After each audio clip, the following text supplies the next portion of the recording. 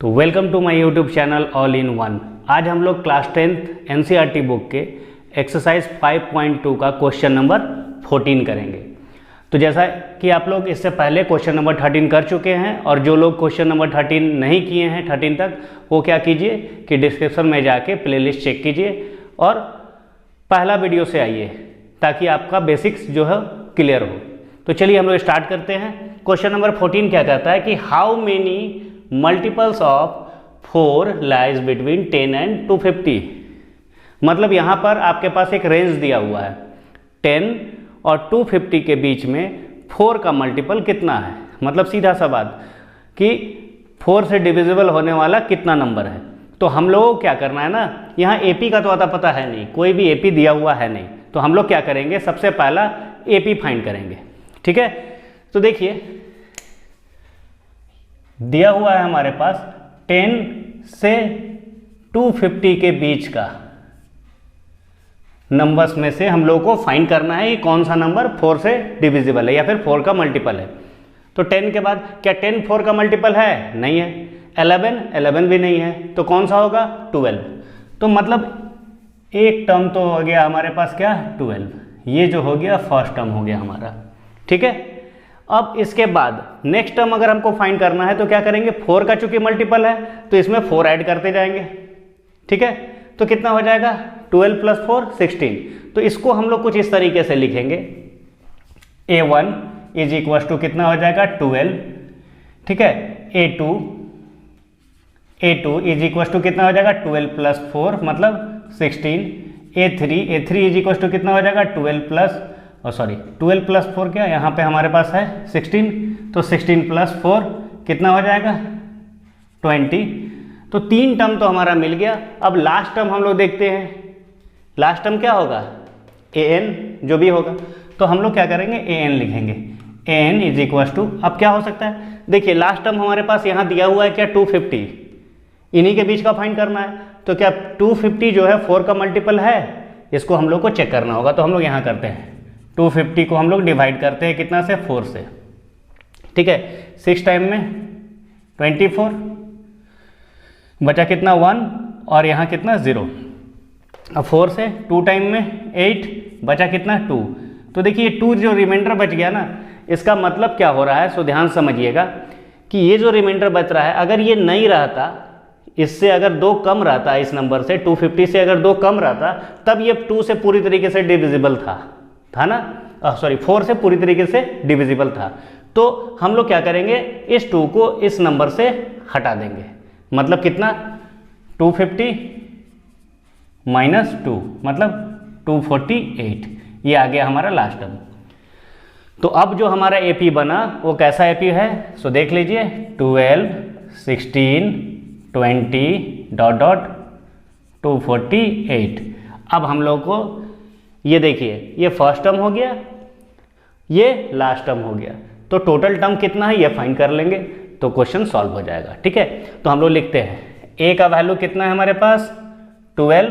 इसके बाद common difference, तो इन दोनों को घटाएंगे तो कितना आएगा, 4। और इसके बाद लास्ट टर्म कौन सा है, मतलब ये an = कितना है, 248। हम लोगों को फाइंड क्या करना है, n = क्वेश्चन मार्क लगा दिया। तो n फाइंड करते हैं। n फाइंड करने का तरीका क्या है, सीधा सा है कि an का फॉर्मूला लिखेंगे और हम लोग क्या करेंगे, n को फाइंड कर लेंगे। तो n का क्या फॉर्मूला होता है, तो इधर बना रहे हैं, देखिए n = क्या होगा, a + n - 1 × d। तो an का वैल्यू कितना दिया हुआ है, 248 = a का वैल्यू कितना है, 12 + n - 1 नहीं है n का वैल्यू, तो हम लोग लिखेंगे n - 1 × d का वैल्यू कितना है, 4। क्लियर है इतना? ठीक है, तो अब हम लोग आगे बढ़ते हैं। इस 12 को तो इस साइड ले जा सकते हैं, मतलब 248 - 12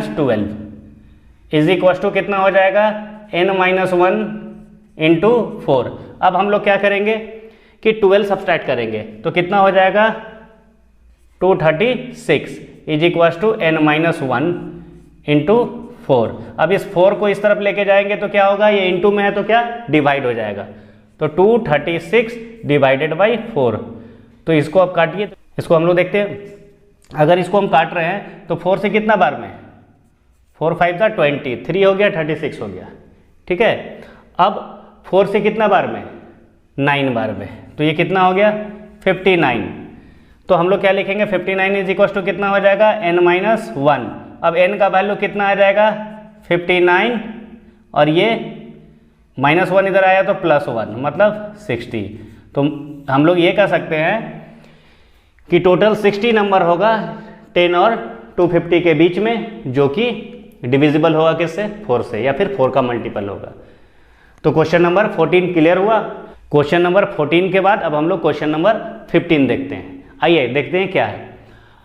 for what value of n are the nth term of 2 APs, 2 AP दिया हुआ है यहाँ पे, इक्वल। कहने का मतलब क्वेश्चन क्या कर रहा है इसको समझिए पहले ध्यान से। आपके पास 2 AP दिया हुआ है, ठीक है, और दोनों AP का कौन सा टर्म आपस में बराबर होगा। समझ पा रहे हैं? देखिए फिर से समझिए। ये AP का हो सकता है कि 10th टर्म और इस AP का 10th टर्म दोनों आपस में बराबर हो, ऐसा हो सकता है। या फिर इस AP का, पहला AP का 12 टर्म और दूसरे AP का 12 टर्म आपस में जाके बराबर हो जाए, ठीक है। तो यही क्वेश्चन में पूछा जा रहा है कि इन 2 AP का कौन सा टर्म आपस में बराबर होगा, ठीक है। तो हम लोग मान लेते हैं कि nth टर्म जो होगा वो इक्वल है, ठीक है। इन 2 AP का nth टर्म जो है वो इक्वल है, और उसके बाद हम लोग n का वैल्यू उससे फाइंड करेंगे। लेकिन उससे पहले हम लोगों को क्या करना होगा, क्वेश्चन जो भी दिया हुआ है उससे पहले इंफॉर्मेशन नोट कीजिए। तो हम लोग यहाँ लिखेंगे for first AP A1 is equal to, मतलब फर्स्ट टर्म कितना है 63, और D1 इज इक्वल टू कितना हो जाएगा 65 माइनस 63, तो कितना हो जाएगा 2। क्लियर है? और इसके बाद for second AP, for second AP के लिए A2 इसको मान लेते हैं। A2 इज इक्वल टू कितना है, फर्स्ट टर्म कितना है देखिए इसका 3, एंड D2 का वैल्यू कितना हो जाएगा, D2 का वैल्यू इन दोनों को सब्सट्रैक्ट कीजिए, 10 माइनस 3 कितना हो जाएगा 7। यहाँ क्लियर है? तो ये 2 वैल्यू हम लोग का मिल गया, मतलब दोनों AP से जो भी इंफॉर्मेशन था वो इंफॉर्मेशन निकाल लिए। अब हम लोग क्या लिख सकते हैं, अकॉर्डिंग टू क्वेश्चन, ठीक है, अकॉर्डिंग टू क्वेश्चन। अब देखिए फर्स्ट AP का nth टर्म और सेकेंड AP का nth टर्म हम लोग क्या कर लेंगे, इक्वल मान लेंगे, ठीक है। और उसके बाद n का वैल्यू हम लोग फाइंड कर सकते हैं। तो क्वेश्चन के हिसाब से क्या होगा, फर्स्ट AP का nth टर्म क्या हो सकता है, फॉर्मूला क्या होगा, A1 plus n-1 into D1। सिर्फ फॉर्मूला में हम 1 1 लगाए हैं ताकि पता चले ये फर्स्ट AP का है, equal A2 plus n-1 into D2। ये समझ पा रहे हैं क्या हो रहा है? ये फर्स्ट AP का nth टर्म, अगर मान लीजिए कोई AP है आपके पास, ठीक है, उसका nth टर्म आपको फाइंड करना है, तो क्या लिखिएगा, n is equal to A plus n-1 into D। ठीक वही चीज़ यहाँ पे हम भी लिखे हैं, सिर्फ A की जगह क्या लिखे, A1, ताकि पता चले ये फर्स्ट AP का है, ठीक है, और D के जगह क्या लिखे हैं, D1, ताकि ये पता चले ये फर्स्ट AP का है, और यहाँ क्या लिखे हैं D2, ताकि ये पता चले सेकेंड AP का है, ठीक है। तो ये हम लोग लिख लिए। अब इसके बाद हम लोग क्या करेंगे कि A1 का वैल्यू देखिए तो कितना है 63, तो हम लोग लिखेंगे 63 प्लस n-1 इंटू D1 का वैल्यू कितना है 2, ठीक है, इज इक्वल टू, यहाँ A2 का वैल्यू कितना है देखिए तो 3, A2 का value 3 plus n-1 into D2 का वैल्यू कितना है, D2 का वैल्यू कितना है 7 है। अब इनको सॉल्व कीजिए, n का वैल्यू निकल जाएगा। तो आइए सॉल्व करते हैं। यहाँ कितना है 63 प्लस, अब 2 से n मल्टीप्लाई होगा तो कितना हो जाएगा 2n, माइनस 2 इंटू 1 कितना हो जाएगा 2, इक्वल टू 3 प्लस 7 से n मल्टीप्लाई होगा तो कितना हो जाएगा 7n, माइनस 7 इंटू 1 7, ठीक है। अब ये दोनों देखिए तो 63 और माइनस 2 कितना हो जाएगा 61 हो जाएगा, plus 2n is equal to, यहाँ पे कितना है 7n, रहने दीजिए पहले ऐसे ही, और माइनस 7 माइनस 3, -7 + 3 कितना हो जाएगा, दोनों को घटा देंगे तो 4 हो गया, तो माइनस का 4 आया। अब हम लोग क्या करेंगे, इस 4 को इस तरफ लेके जाएंगे तो कितना हो जाएगा, देखिए तो -4 है तो ये क्या, इधर जाने के बाद क्या होगा, 61 प्लस, यहाँ लिखते हैं 61 + 4 इज इक्वल टू, इस साइड क्या था हमारे पास 7n, इस 2n को इधर लेके आते हैं तो -2n, तो देखिए तो 61 + 4 मतलब कितना हो जाएगा यहाँ 65 is equal to 7n - 2n, तो 7n - 2n कितना हो जाएगा 5n। अब n का वैल्यू अगर निकालना है तो क्या लिखेंगे 65 बाई ये वाला 5। अब 5 से इसको काटेंगे, कितना टाइम्स में कटेगा 13 टाइम्स में, तो n का वैल्यू कितना हो गया 13, मतलब इन दोनों AP का 13 टर्म जो होगा वो आपस में इक्वल होगा। क्लियर हुआ? तो क्वेश्चन नंबर 15 हम लोग खत्म किए। तो अब हम लोग क्वेश्चन नंबर 16 देखते हैं। क्वेश्चन नंबर 16 क्या है, determine the AP whose third term is 16 and 7 term exceeds the 5th term by 12। Determine करना है मतलब फाइंड करना है जिस AP का थर्ड टर्म कितना है 16 है, मतलब कितना A3 इज इक्वल टू 16। इसको हम लोग ऐसे भी लिख सकते हैं, A3 का फॉर्मूला क्या होगा, A + 3 - 1 मतलब 2D, A + 2D is equal to 16। ये हो गया हमारा, इसको इक्वेशन 1 मान लिए सबसे पहला, जो भी इंफॉर्मेशन दिया था उससे हम लोग ये लिख लिए। इसके बाद क्या लिखा हुआ है 16, 7 term exceeds the 5th term by 12, मतलब सीधा सा बात है कि 7 टर्म जो है वो 5th टर्म से 12 अधिक है। मतलब हम लोग क्या करेंगे, ये चीज़ समझ पा रहे हैं हम लोग कि 7 टर्म और 5th टर्म का डिफरेंस कितना आएगा 12 आएगा। तो हम लोग क्या करेंगे, अभी लिखेंगे 7 टर्म क्या लिख सकते हैं हम लोग, A7 को कैसे हम लोग लिख सकते हैं A + 6D, ठीक है। और 5th टर्म को कैसे लिख सकते हैं, मतलब A5 को कैसे लिख सकते हैं A + 5D। अब इन दोनों का डिफरेंस क्या है, तो हम लोग लिखेंगे according to question A + 6D minus A + 5th term तो A + 4D होगा, A + 4D is equal to कितना दिया हुआ है 12 दिया हुआ है। तो चलिए इसको सॉल्व कर लेते हैं हम लोग।